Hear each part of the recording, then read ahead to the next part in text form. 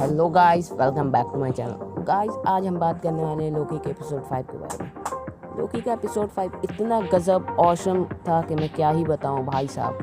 और इसके बाद हम लोग बात करेंगे कि क्या लोकी का सीज़न 2 आ सकता है और इसका मेन विलन कौन हो सकता है और ब्रेक डाउन के बारे में। तो पहले इंट्रो ला लेते हैं।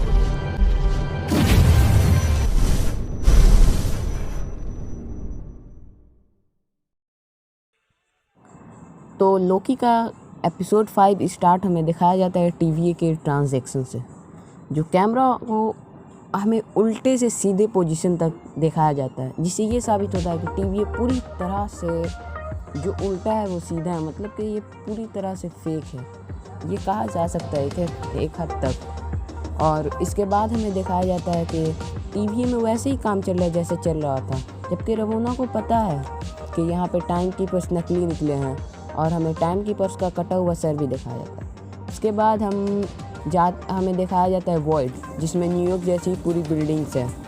तो वॉइड में शुरुआत में सबसे पहले तो हमें डॉक्टर स्ट्रेंज का सेंटम सेंटोलम दिखाया जाता है। उसके बाद जैसे ही आप आगे बढ़ते हैं तब हमें दिखाया जाता है स्टार्क टावर्स बोलो या अवेंजर्स टावर्स बोलो, जो भी। तो बिल्डिंग तो वही रहती है, लेकिन उस पर जो नाम लिखा रहता है वो है डिफरेंट। वहाँ पे लिखा रहता है कैंग।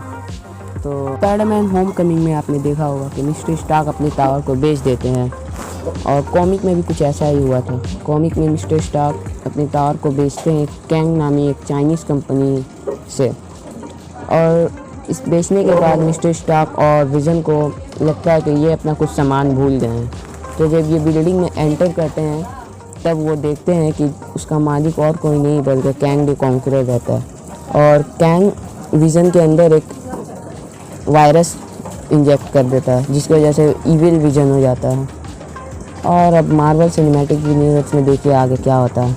मगर देखो भाई, कैंग की पूरी स्टोरी मिल तो रही है। इसके बाद हम देखते हैं कि हम सारे वेरिएंट एक साथ वहाँ से भागने फिरते हैं, तभी हमारा लोकी बोलता है कि ये कौन है इलाइट को। तब वो बताते हैं कि एक बहुत ही पावरफुल तूफान क्लाउड ऐसा ही कोई चीज़ है। तो मार्वल में तो इसे दिखा दिया गया, और कॉमिक में भी ये एग्जिस्ट करता है, जिसने अपने जो ये टाइम में एकदम टाइम से फ्री है। ये कैंग की तरह टाइम में आगे और पीछे करता रहता है, और ये इसके सामने आने वाले हर चीज़ों को ये मिटा देता है। मगर मार्वल में जो दिखाया गया है उससे वो कहीं ज़्यादा पावरफुल है। उसे इंचेंट करना तो बहुत ही दूर की बात है, उसके सामने टिके रहना ही बहुत बड़ी बात होगी।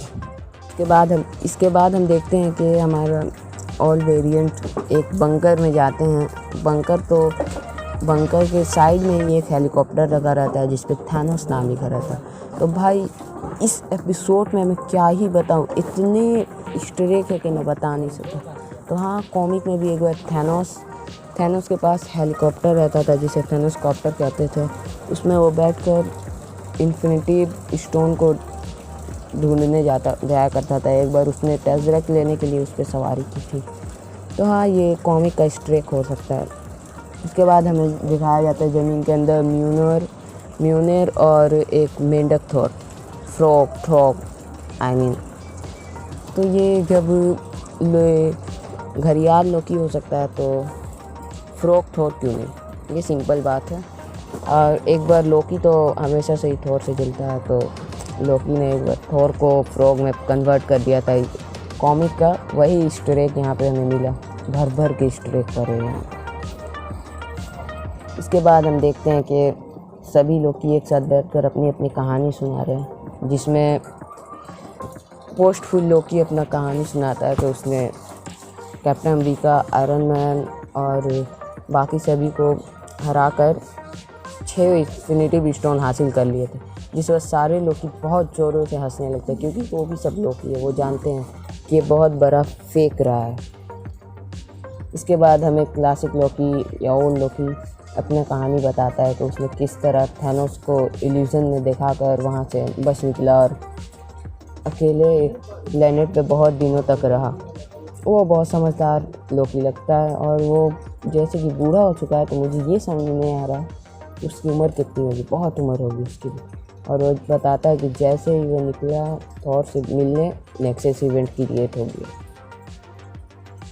और सबसे मज़ेदार कहानी है चिल्ड्रन लोकी की, चाइल्ड लोकी की, जो है जिसने थॉर को मार दिया और नेक्सस इवेंट क्रिएट हो गया, और वहीं यहाँ पे राज कर रहा है। इसके बाद हमारा लोकी उठता है और कहता है कि मैं जा रहा हूँ इलायट को मार के यहाँ से निकलने, जिसमें सारे लोकी हंसने लगते हैं और वो निकल जाता है। मगर वो जैसे ही बंकर खोलता है, वहाँ पे बंकर पे लिखा रहता है हिंदी शब्द उसके नीचे भी लिखा रहता है सावधान। मैंने ज़्यादा जहाँ तक पढ़ा सावधान ही लिखा, तो लिखा रहता है, इस वजह से। उसके बाद जब ओपन करता है तो सामने उसके खड़ा रहता है लोकी के बहुत सारे वेरिएंट, और उसके बीच में रहता है प्रेसिडेंट लोकी। भाई ये तो मेरा फेवरेट लोकी था, क्योंकि उसका लुक बहुत गजब था। मुझे बहुत पसंद आया, लेकिन मार्वल वालों ने इसे थोड़ी देर के लिए हमें दिखाने दिया। ये अलग बात है कि घड़ियाल लोकी ने उसका हाथ खा लिया।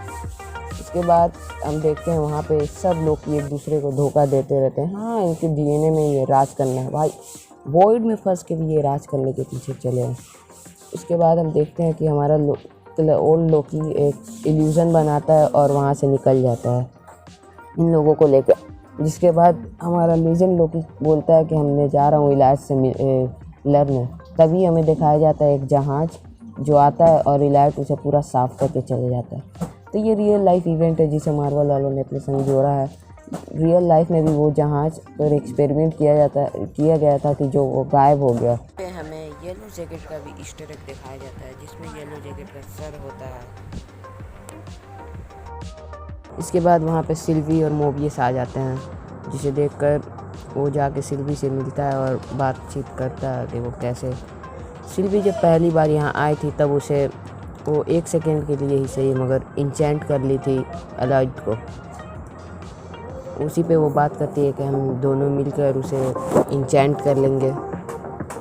फिर हमें आगे देखने मिलता है कि सब लोकी और मोबियस से लोकी के वेरिएंट और मोबियस आपस में मिलकर बातचीत कर रहे हैं, और एलिगेटर लोकी के बारे में बात हो रही थी, और अपना लोकी और सिल्वी एक कम्बल में, थोड़ा रोमांटिक सीन था, वो अलग ही बात है उसकी।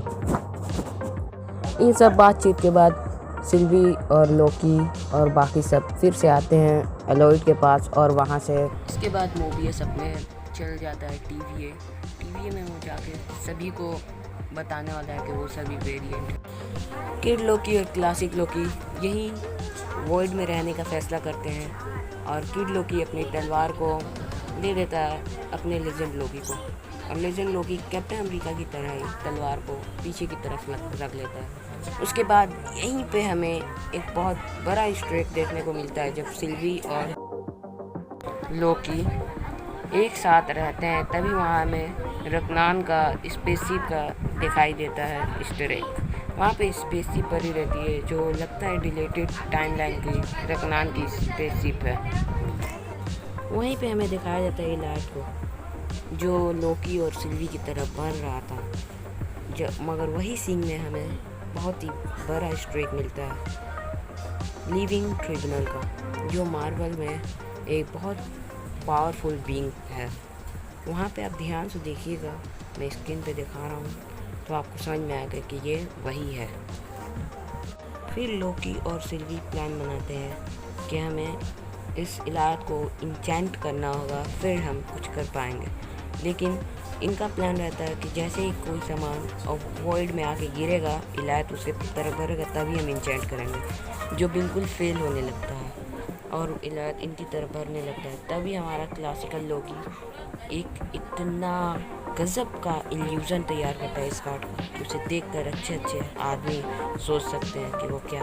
इसे देखकर हमारा लोकी सोचता है कि हम अपने आप को कम ही जानते हैं, हमारे पास बहुत सी पावर है, ऐसा वो एक्सपेक्ट कर लेता है। उसके बाद हमारे क्लासिक लोकी का एसगार्ड भी फेल होने लगता है, तो लास्ट में क्लासिक लोकी ग्लोरियस पर्पस बोलकर सेक्रीफाइस कर देता है। इससे हमें ये पता चला कि क्लासिक लोकी का ग्लोरियस पर्पस सच में था, उसने अपने आप को सेक्रीफाइस कर दिया और फिर हमारे लोकी और सिल्वी इंचेंट कर लेते हैं एलाद को और हमारे सामने बहुत ही मिस्टीरियस एक जगह दिखाई देती जिसे फैन थ्योरी में बताया जा रहा है कि डॉक्टर डूम का वो घर है। कोई फैन थ्योरी है कि वो वहाँ पे ही लोकी का मेन विलन वेरिएंट बैठा है और कुछ जो बिग फैन थ्योरी है वो है कैंग।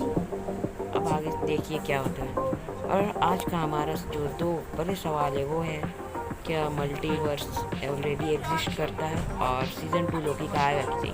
तो पहले मैं सीज़न 2 की बात कर लेता हूँ। तो सीज़न 2 का बात अगर हम डिज़नी के पॉइंट व्यू से देखें तो हाँ सीज़न 2 आ सकता है क्योंकि डिज़नी पैसे कमाने में कभी पीछे नहीं रहता। और अगर मार्वल के हिसाब से देखें तो उसके हाथ में सीज़न 2 वो नहीं भी ला सकता क्योंकि उस मार्वल मेन अपनी कहानियों को पूरा करता है ना कि वो पैसे के पीछे भागता है, वो अपने यूनिवर्स को समेटता है। और जहाँ तक रही बात दूसरे सवाल की तो मल्टीवर्स मुझे लगता है कि ऑलरेडी एग्जिस्ट करता था क्योंकि टीवी पूरी तरह से फेक है। जब टाइम कीपर्स ही फेक निकले तो मल्टीवर्स एग्जिस्ट करता है मुझे जहाँ तक मुझे लगता है।